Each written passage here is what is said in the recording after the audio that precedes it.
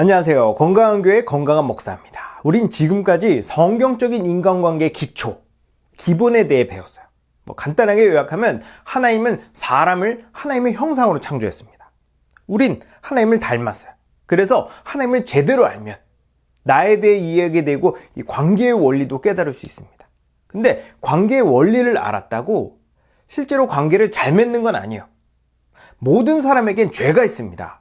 이 죄가 관계를 깨뜨리는 근본적인 원인이에요. 이 죄의 문제를 해결하지 못하면 절대로 온전한 관계를 맺을 수 없습니다. 그래서 이 문제를 해결하기 위해 예수 그리스도께서 오셨고, 예수님은 십자가에서 죄의 문제를 완전히 해결하세요.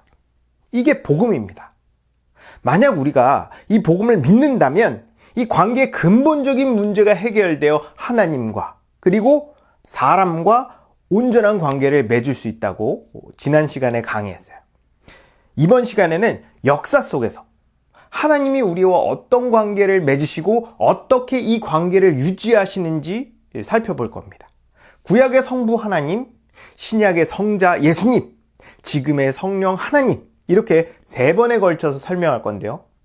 하나님은 우리에게 이렇게 명령하십니다. 나를 본받아라. 우리가 하나님을 본받는다면 우리는 참된 인간관계를 맺을 수 있을 겁니다. 하나님은 어떻게 관계를 맺으실까요? 건강한 인간관계 맺기 4강, 구약의 성부 하나님은 이렇게 관계를 맺으신다 란 주제로 강의하도록 하겠습니다. 성경은 하나님에 대해 정말 많은 것을 우리에게 알려주고 보여줍니다. 하나님께서 어떤 분이신지, 우리를 위해서 어떤 일을 하셨는지, 무엇을 기뻐하고 무엇을 싫어하시는지 너무 많은 내용이 있어서 이 짧은 시간에 다 다루는 건 불가능해요. 그래서 정말 단순화시켜서 핵심적인 것 몇 가지만 얘기해 보려고 합니다. 창세기 12장은 이스라엘 역사의 시작이에요. 하나님은 어느 날 갑자기 이스라엘 조상 아브라함을 불러서 뜬금없이 이런 말씀을 합니다. 너는 너의 고향과 친척과 아버지 집을 떠나 내가 내게 보여줄 땅으로 가라. 내가 너로 큰 민족을 이루고 내게 복을 주어 내 이름을 장대하게 하리니 너는 복이 될지라. 아브라함은 하나님을 몰랐어요. 아브라함 집안은 대대로 우상을 숭배했고 그의 아버지 데라는 우상을 조각하는 사람이었습니다. 당연히 아브라함도 데라처럼 살았을 거예요. 근데 하나님은 그런 아브라함에게 복을 줄 테니 거기서 떠나라고 제안하신 겁니다.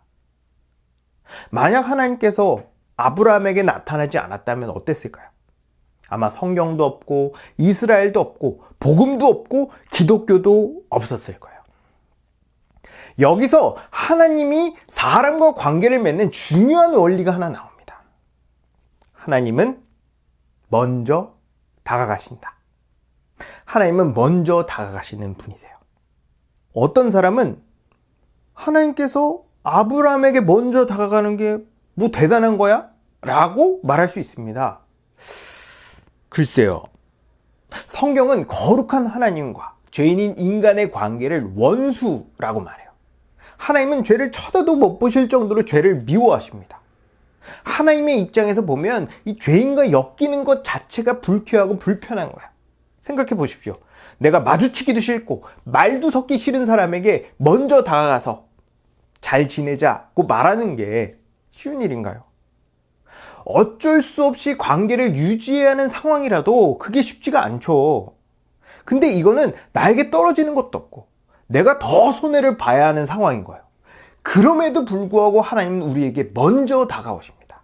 그리고 우리에게 화해의 손을 내미세요. 이게 복음입니다. 우리가 누군가 좋은 관계를 맺고 싶거나 이 틀어진 관계를 회복하고 싶다면 내가 먼저 다가가야 돼요. 물론 상대방이 나보다 잘못했을 수 있어요. 또 자존심이 상할 수 있습니다. 그러나 먼저 다가가지 않으면 관계는 좋아질 수 없어요.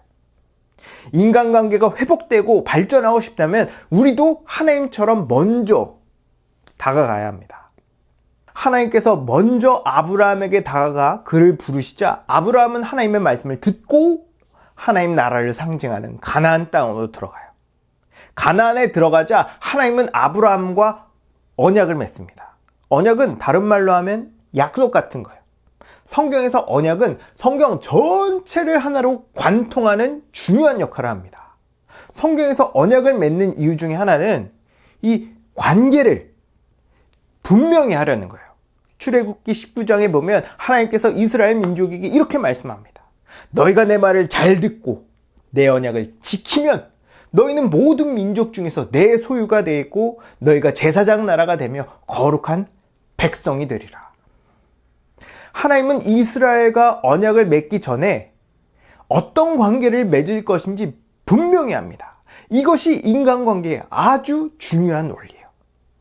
이 사람이 나랑 무슨 사이인가? 어떤 관계인가? 우리가 복음을 믿기 전까진 우린 하나님과 아무런 상관이 없었어요. 그러나 우리가 복음을 믿자 하나님은 우리의 아버지가 되시고 우린 하나님의 자녀가 됩니다. 우리가 복음을 믿는다는 건 하나님과 우리의 관계를 분명히 하겠다는 걸 의미하죠. 우리는 살면서 많은 관계를 맺습니다. 우리가 인간관계를 잘 맺기 위해서는 관계를 분명히 해야 돼요. 이 애매모호한 관계는 관계가 좋을 수가 없습니다. 반대로 관계가 분명하다면 관계가 좋아질 가능성이 아주 높아요. 왜냐하면 관계가 분명해야 역할도 분명해지기 때문입니다. 그래서 하나님은 관계를 맺기 전에 언약을 통해 서로의 관계를 분명히 하시죠. 근데 관계가 분명하더라도 역할이 불분명할 수 있어요. 예를 들어 부모와 자식, 남편과 아내, 직장 상사와 부하 직원처럼 관계는 확실한데 서로 어떻게 대해야 할지 모를 때가 많습니다. 이스라엘도 마찬가지였어요. 하나님께서 우리의 왕이 되어 주시겠다는데 구체적으로 자기가 뭘 어떻게 해야 하는지 몰랐습니다. 하나님은 그런 이스라엘 백성에게 율법을 주셔서 서로의 의무와 권리를 구체적으로 알려주시죠. 하나님의 의무는 이스라엘 백성을 보호하고 인도하는 거였어요. 이스라엘의 의무는 하나님을 예배하고 순종하는 것이었습니다. 이처럼 건강한 인간관계를 맺으려면 먼저 관계를 분명히 하고 서로 어떤 의무와 권리가 있는지 함께 합의해야 합니다. 만약 서로의 의무와 권리를 정하지 않으면 무슨 일이 벌어질까요? 상대방이 딱히 잘못하지도 않았는데 괜히 섭섭해지고 괜히 상처받습니다. 예를 들면 한 부부가 있는데 남편은 자신의 주된 의무가 가족을 먹여 살리는 거라고 생각했어요. 근데 아내는 남편의 의무가 가정을 부양하는 것도 있지만 이것보다 더 중요한 건 함께 시간을 보내는 거라고 생각했죠. 남편은 그런 줄도 모르고 야근까지 하면서 열심히 일했습니다. 아내는 이렇게 남편이 하루 종일 밖에서 시간을 보낼 거면 왜 결혼했냐 하면서 섭섭해하고 남편이 미워질 수 있어요. 서로 솔직하게 대화하면 풀 수 있는 건데 이걸 하지 않아서 깨지는 관계가 정말 많습니다. 이렇게 서로 생각하는 의무와 권리가 다를 수 있어요. 인간관계를 잘 유지하려면 하나님께서 하신 것처럼 서로가 생각하는 의무와 권리가 같은지 확인하는 것이 필요하죠. 하나님은 시내산에서 이스라엘 민족과 드디어 언약을 맺습니다. 언약의 내용은 하나님께서 이스라엘의 왕이 되고 이스라엘은 하나님의 백성이 되는 것이었어요. 하나님의 의무는 이스라엘을 잘 다스려 복을 주시는 것이었고 이스라엘의 의무는 하나님의 다스림에 순종하는 거였습니다. 만약 이스라엘이 자신의 의무를 다했다면 하나님은 이스라엘을 영원히 복되게 하셨을 거예요. 그러나 안타깝게도 이스라엘은 자신의 의무를 다하지 못했죠. 그러면서도 권리만 주장했습니다. 그들은 하나님의 다스림을 받기는커녕 오히려 거부하고 우상을 섬겼어요. 원래 상대가 의무를 다하지 않으면 하나님도 약속을 굳이 지킬 필요가 없어요. 근데 하나님은 이스라엘의 배신에도 불구하고 자신의 약속을 지키십니다. 이스라엘에게 잘못을 인정하고 다시 나에게 돌아와라. 그러면 약속한 복을 주겠다. 선지자들을 보내서 수백 번 기회를 주셨는데 안타깝게도 이스라엘의 대부분은 끝까지 돌아오지 않죠. 그러나 하나님은 아브라함에게 하신 약속을 예수 그리스도를 통해 완벽하게 지키십니다. 그 결과 우리가 그 약속의 복을 누리는 거예요. 하나님은 자신의 약속을 지키시는 분이십니다. 우리도 살다 보면 때론 상대방이 자신의 의무와 역할을 다하지 못하고 나에게 실망과 상처를 안겨줄 수 있어요. 그럴 때 가장 편하고 손쉬운 방법은 그냥 관계를 끊고 다시 안 보면 됩니다. 근데 만약 관계가 회복되고 더 나아지고 싶다면 참고 인내해야 돼요. 상대방이 관계에 충실할 수 있도록 설득하고 나에게 주어진 의무와 역할을 묵묵히 지켜야죠. 하나님께서 죄인인 나를 오래 참으셨고 기다려 주셨기에 내가 지금 하나님과 좋은 관계를 유지할 수 있는 겁니다.